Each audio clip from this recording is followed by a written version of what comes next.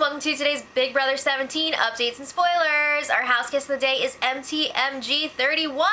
Happy birthday, Teresa. I hope you're having an awesome day. And special shout out to Teresa's kids, Diego, who's 17, and Melissa, who's 15. Hope you're all celebrating with your mom today and making it special. So first off, sorry for all this, but just got back from the hike from hell.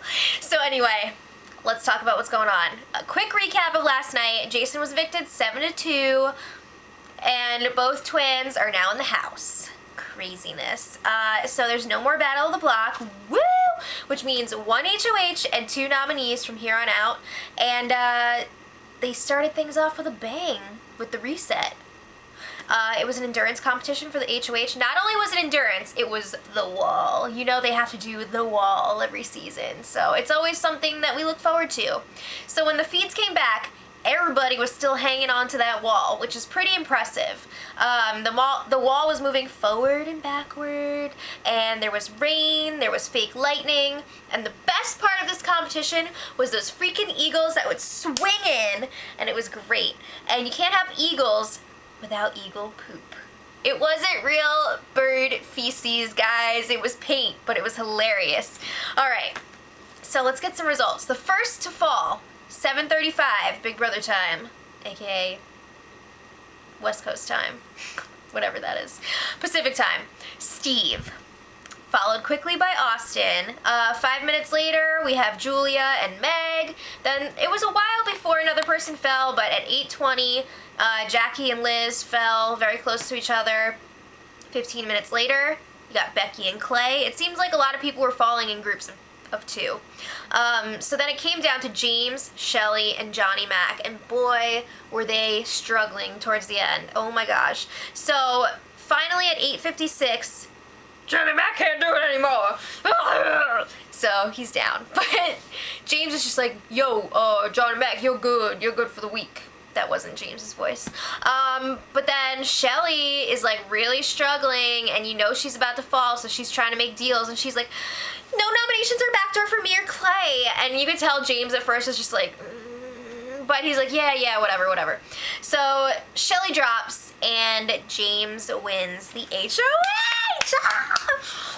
Okay, so, I mean, I thought this was for sure going to be Jackie's competition, so when she dropped down, I was just like, oh crap, you know, this isn't going to be good.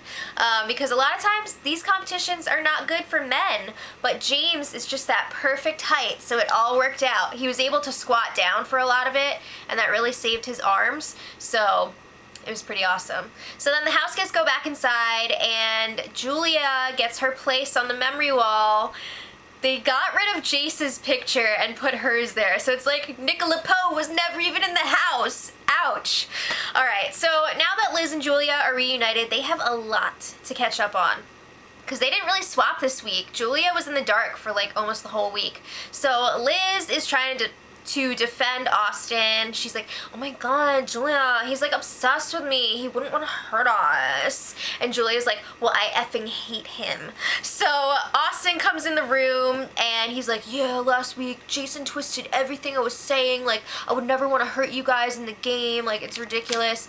And Julia is just like, well, did you or did you not tell everyone my name? That's not cool. And Austin was like, yeah, I kind of effed up there. I'm sorry. He apologized.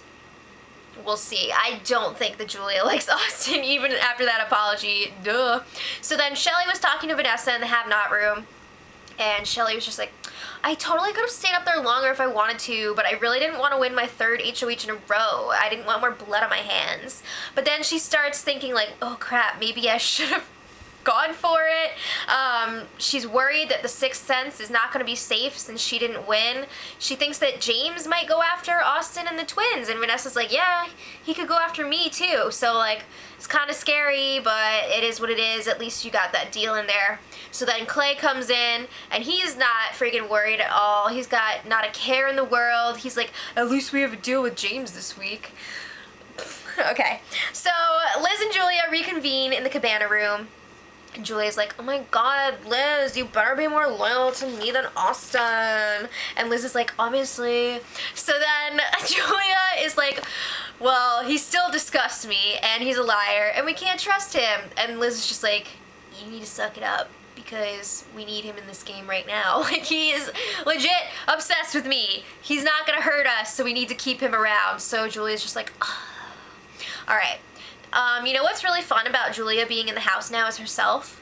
Johnny Mac and Julia get to talk about teeth and dentistry, and it's wonderful. It's so nice. So that was cool. It was cool. All right. Other fun things, the have-nots got to eat at midnight. Yay. And then not long after that, James got his HOH room. And everyone was really excited about this because although James has been HOH before, that was the first week, and it's kind of like a thing where the first HOH doesn't get their pictures or their letter, so he's finally gonna get those things, and like everyone was freaking out about the pictures of his daughter Bailey and his dog Gizmo, so they were all just like, oh my god! He also got lots of goodies, some clothing, his music was Eric Church, and he got a letter. I think his letter was from his daughter's mom, but I'm not totally sure on that, but he found out his daughter cut off like all of her hair on one side because she wanted to look like daddy. Uh-oh. That's kind of scary. I really hope it grows back quickly. But anyway, all that fun stuff aside, it's time to get down to business. So James, Meg, Jackie, and Becky are all up in the HOH room. What's Becky doing up there? But they're trying to figure out what they're going to do this week, but it's tough because there are so many potential targets this week. Like, you really can't go wrong. Well, you could, but there's so many targets this week. They eventually agree, like, Shelly has got to go. She's a mastermind, a manipulator. She's got to go. So they're trying to figure out now, how are we going to do it? Are we going to put her straight up? Send her through the back door? What are we going to do?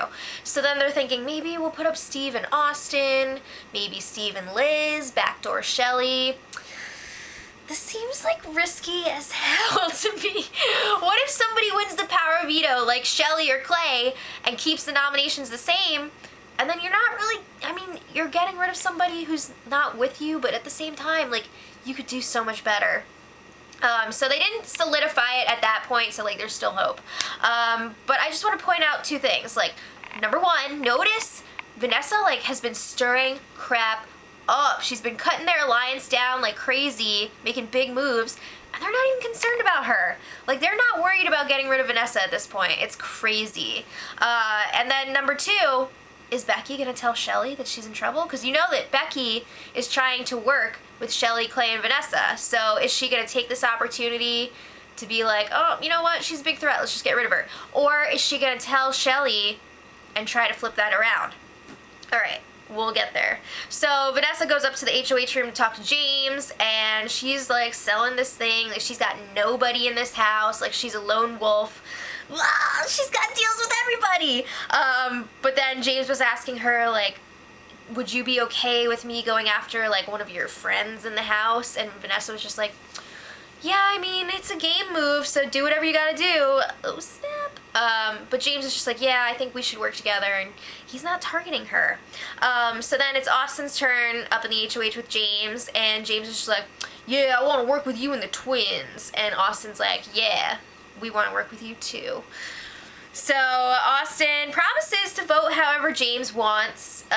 We know that James is not really after Austin, but he might be using him as a pawn. I don't know. So then it's the twins' turn to go up there. They're just like, we're just here because, like, we want to get notoriety on, like, oh wait, that's not their voice. And we want to get famous, and we don't even want to win. So it's like very similar to what Austin was saying last week, which was super annoying, but it was like all good because they were like, James, we're gonna have so much fun in the jury house, and he's like, yeah. So he tells them they're good. All right, so now Becky goes and talks to Clay and warns him that he and Shelly may be in trouble this week. She's letting him know all the people upstairs, James and his group, are pissed about how everything went down with Jason last week with the backdoor plan and how they knew about it and they didn't tell them. So Becky's like, I tried so hard to change their minds, but they were not budging. Did you really try that hard? All right, so Clay passes this info on to Shelly, and she is pissed. Like, pissed. surprised. So she wants to ask Meg about this immediately. She's tired of all the blame being placed on her for the whole Jason ordeal, and, you know, she's over it. She's getting really fired up. And Clay is just like, we can't go and talk to Meg right now because it would totally expose Becky, and we're not going to blow that up right now. So Becky comes back in the room.